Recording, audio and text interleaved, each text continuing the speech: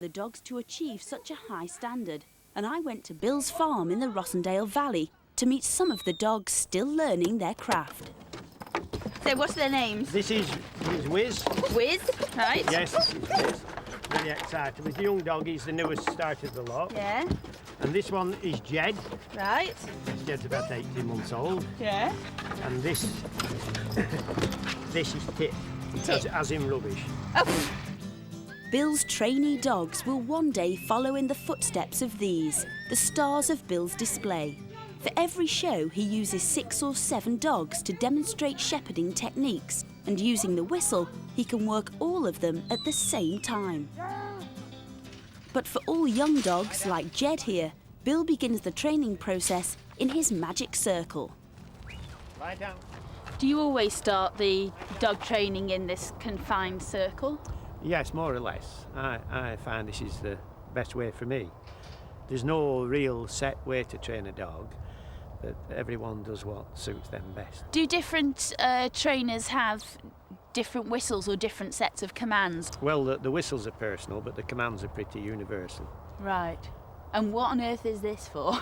Well, this is a magic wand. It's just to keep the dog away from the sheep if it gets too near. Right. It's not, it doesn't do any harm if you have to catch the dog with it. Sure.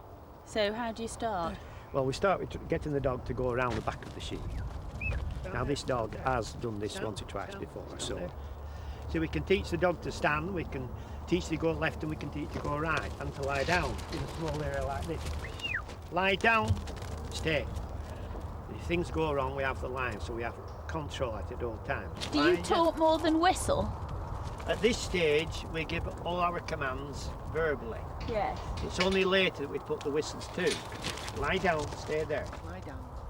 It isn't a normal whistle, it's just a plastic whistle which we use. All in either side and you blow through it. It's quite a knack blowing it, in fact, but it's quite easy once you get into it. You've got quite a range with it. I can assure you this is a border collie. Look back! Even in the noisy showground, the sound of Bill's whistle carries over the crowd. And this young dog, Kit, here for the first time, shows no hesitation when herding the sheep.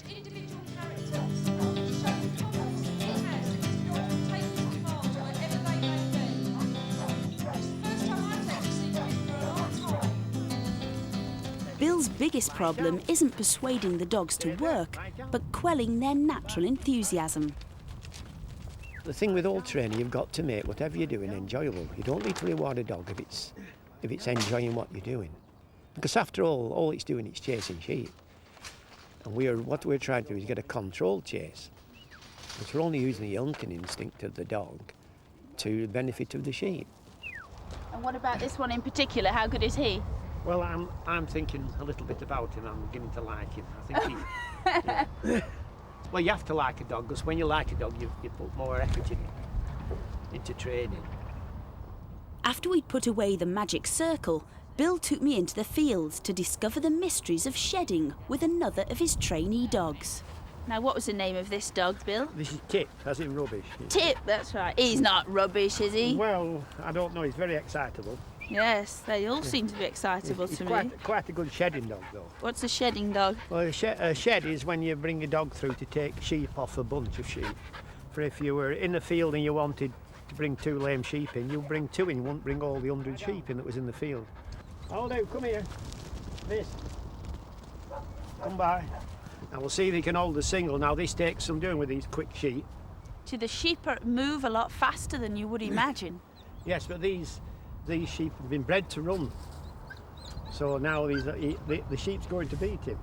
But he'll do his best. There he is. Yes. The sheep won Sheep's that one. won. One round to the sheep. Yes, absolutely. Lie down, Tip. Come by. But Bill's an old hand who's worked more than a few sheep in his time, and so too have Daz and Jody here, his more experienced dogs, who give a perfect demonstration of shedding and bring the sheep right to Bill's feet. Right, you were talking about the whistle. Yes. Do you think you could try to blow one? Well, it looks quite easy to me. Does it just... Well, there you are. I'll give you a white one. Now then, I advise you to put that on a bit of string. Then Yeah. when you swallow it, we'll be able to retrieve it Oh, don't say without that. surgery. Yeah. Oh, well, in the absence of a piece of string, you just get your teeth. Show me with yours. Hold it in your mouth. Mhm. Hold it with your teeth. Mm. And talk.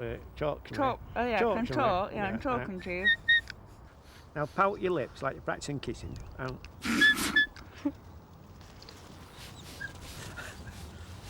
There's nothing there. You've given me a dud whistle.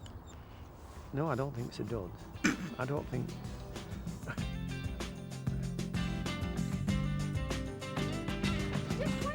And we'll be seeing more of Bill and his dogs and meeting his right-hand woman, Debbie, in tomorrow's programme. At the Roadshow, we'll be offering help and advice for you and your pet. Our vet, Anna Meredith, works at Edinburgh Zoo, where she comes into contact with all sorts of animals. No, sounds fine. All clear? Yeah, okay. Fine, she can go. Thank you. At the Roadshow, she's been meeting some of the more unusual pets people have, like snakes, which get some fairly strong reactions from the crowd. My dad thinks they're nice, don't you, Dad? Mum hates them. She's scared. She thinks they're slimy when they're not. Hi there. We're looking at this lovely corn snake here. Yeah. Is this something you're particularly fond of? Yeah, it's quite I like them. I've always liked snakes. Do you keep snakes at home? Yeah, quite a few, yeah. How much of your house does that take up? 2 rooms at the minute. 2 whole At the minute. rooms. Do you live with anybody? Yeah, there's my girlfriend as well. And Yeah. what does she think about it? She loves them actually, yeah. Really? She's quite interested in herself. I think I've converted her more than anything else, yeah. Right, yeah. Okay, do you want to touch it? Well done.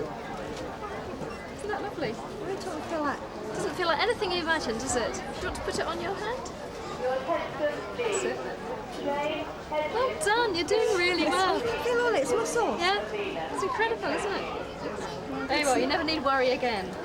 Yeah, thank you. Okay, bye-bye. Wow, who's this? This is Herman. Herman. Yes, Mexican black king snake. He is beautiful, isn't he? Have you got lots of snakes at home then? You sound as if Yes, you I've have. got 29 altogether 29. of various species, yeah. Gosh. So how much of your time does that take up looking after 29 snakes? My wife says too much, but I spend about an hour a night and longer at the weekends. In fact, I go and lock myself in my snake shed Do you? and, with a cup of tea and the radio on, and they don't see me then for the rest of the afternoon. Right, you just get away from it all. Yes. Leave the world behind. Yes. But one of Paul's snakes has a problem shedding its skin, and later in the programme, I'll be showing him some tricks of the trade.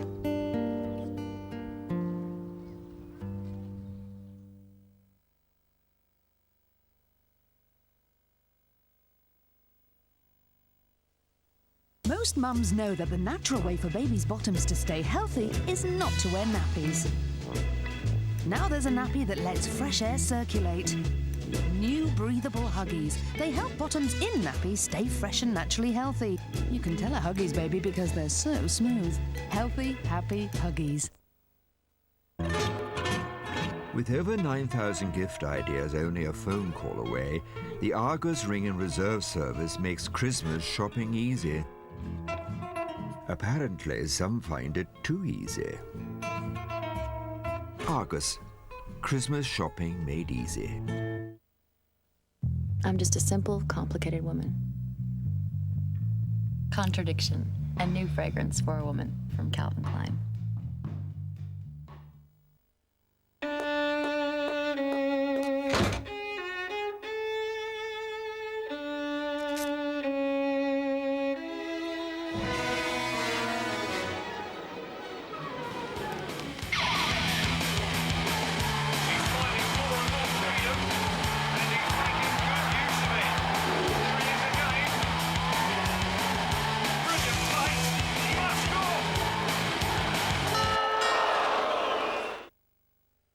Summerfield's Price Check has great offers every week, like buy one, get one free on Class A fresh chicken fillets. Right, Dad, that's decided. All here for Christmas.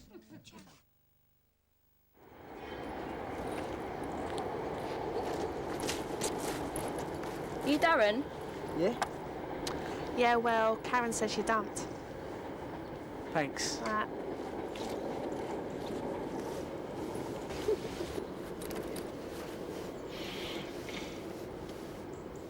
Sad day. Tell someone about it. Yeah, mate, I had to dump mate. You know what I'm like, Mr. Smooth. BT, it's good to talk.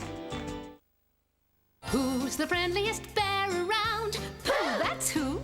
Which bear wants to stroll with you? Pooh, that's who. Which bear wiggles and giggles? Honey. Hug and Wiggle Pooh and Spinning Pooh Walker from Mattel. It's so much friendlier with Pooh. I don't know about you, but I have to have flavours. And this electric steamer from Tefal gives me just that. It's one of the easiest ways to cook just about anything. Just add the food and water. It's as easy, simple, and tasty as that. Steam cuisine. It'll suit you to a Tefal. Would you like to have fuller lashes, up to 3 times fuller? L'Oreal creates new Voluminous 3 times. The only mascara with ceramide R, clump-resistant voluminous for up to 3 times fuller lashes. Fuller, fuller, up to 3 times fuller. New Voluminous 3 times from L'Oreal, because you're worth it.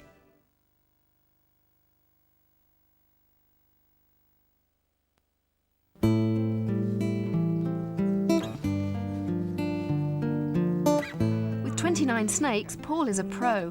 But this snake has a problem shedding its skin, which is known as sloughing. So this is a Sinaloan milk snake, isn't it? It is. This one is really ill, and it's having a lot of trouble sloughing, and not just that, it's sloughing about 4 times in about 5 weeks. Gosh, that is a lot, isn't is. it? It's all in pieces, isn't it? Now, the Yeah. Sinaloan milk snakes, they should be bright stripes of red, black and yellow. They're That's quite a right. striking snake, Yes, aren't they? very cool. And this one's very, very dull. And they usually just go dull just before they slough. But this one's got bits of old skin all over the place. Snakes should shed their skin all in one go. And they start at the mouth, and then they slip out of it, rather like taking a stocking off. It comes off inside out, and it should all come off in one piece. So this is very abnormal. I notice it's getting 1 or 2 sores now Yes. as well. Yes. You obviously Thank do you. love your snakes. You're passionate about them, aren't you? Yes, just a little, yeah. I used to run marathons before until I had an injury, and I looked around for another hobby, and I wanted something to do with animals and something unusual, and this is it. I love the way they slide through your fingers when you're holding them. I just like them. The thing about the skin of a snake, it can just be an external sign that there's something wrong elsewhere. Yeah. The first thing that often people notice when a snake's sick is that it starts to not shed properly. So what we can do in the short term, and to help get this dead skin off that hasn't sloughed, is to actually give her a bath and just soak that skin off. They usually quite enjoy this, having a good old soak.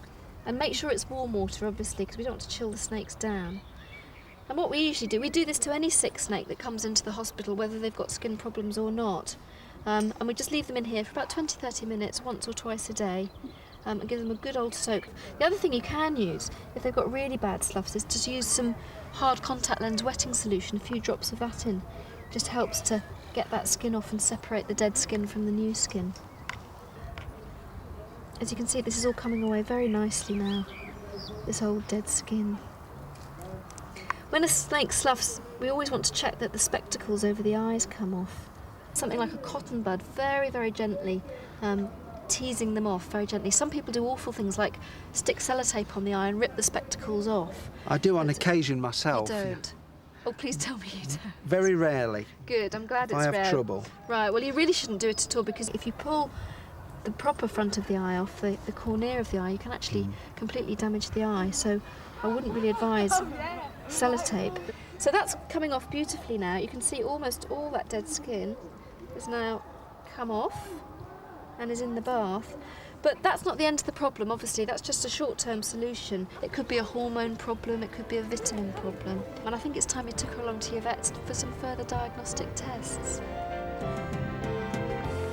Over the coming weeks, we'll be introducing you to a whole range of animals, some of which have very special jobs.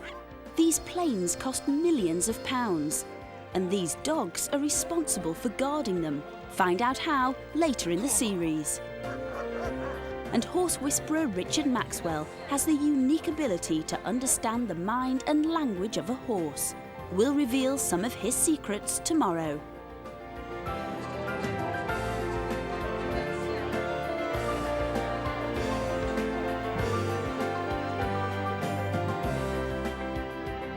I came to the show today to give Sweep a chance to get out and socialise with other animals. It's the first time out today.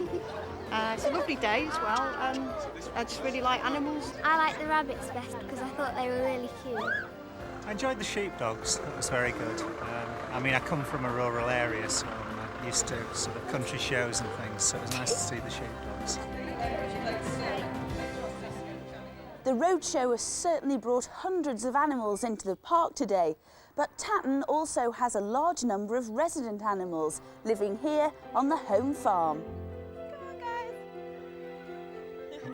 This historic farm is part of the Tatton Park estate and is situated half a mile from the main hall.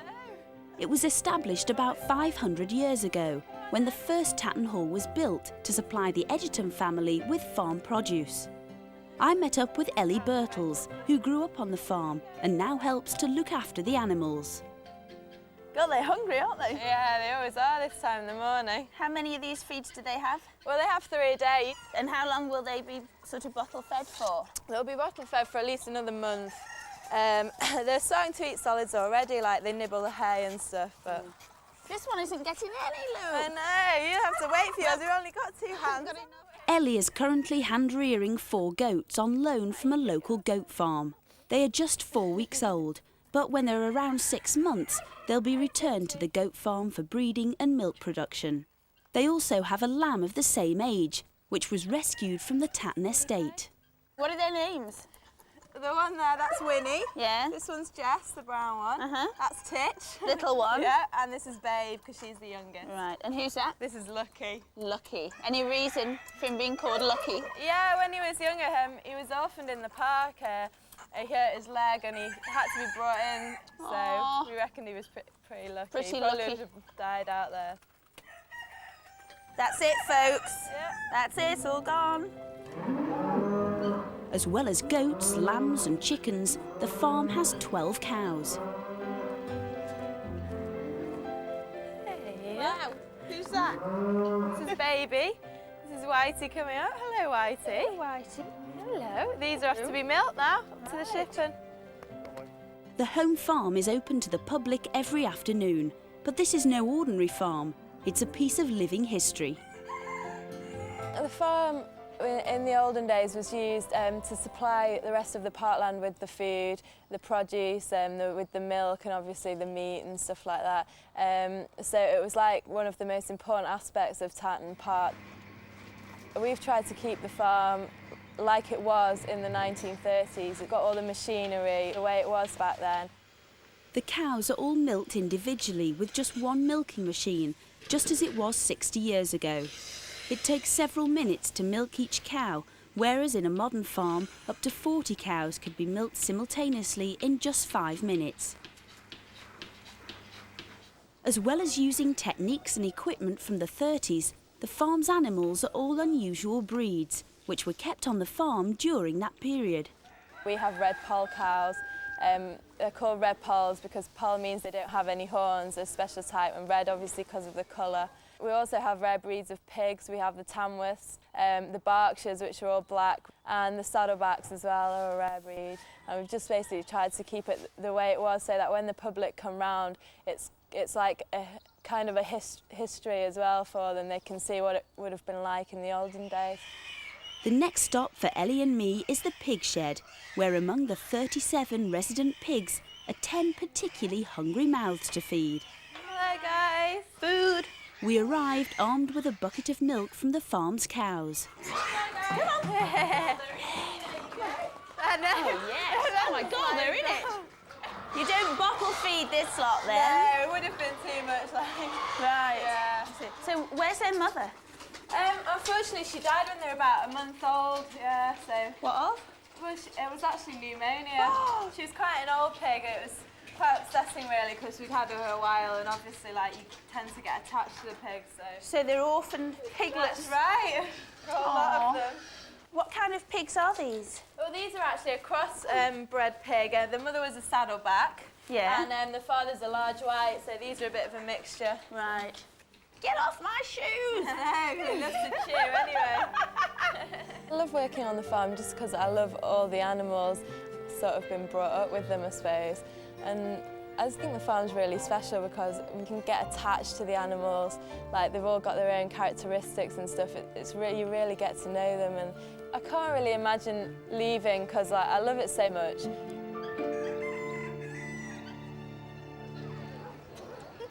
At every roadshow, we ask people to give a new and loving home to an unwanted pet. Some visitors already had an animal in mind. We had a black cat called Kizzy. She was 16, but unfortunately we had to have her put down last year because she was quite ill. So we'd like to get another cat. Because the children, you want another cat, don't you, Chelsea? I would like to adopt a rabbit because I've only got one hamster.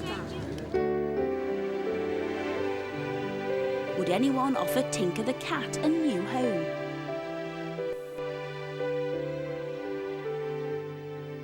This is Tinker. He's 8 years old, he's a male neutered cat, and he's one of our newest arrivals. Tinker was brought into us because his owners were moving and they couldn't take him with them. He's so placid and he gets on with everything and anyone. To look after a cat like Tinker is very, very easy. All he needs is feeding regularly and love and affection. He's not like a kitten where he's going to climb up your walls and climb up your curtains and scratch the furniture. The type of home we're looking for Tinker is preferably with an older person. He gets on with children, but he won't tolerate them constantly all day. Tinker deserves a good home because it's through no fault of his own that he's been brought into us. He's such a placid cat that he just deserves it. Find out tomorrow if anyone at the Roadshow did come forward to offer Tinker a new home. And that's at the same time tomorrow. Well, the Connors are coming up next on 4. Roseanne's grooming herself for a management position, and Dan's got his dander up, as usual.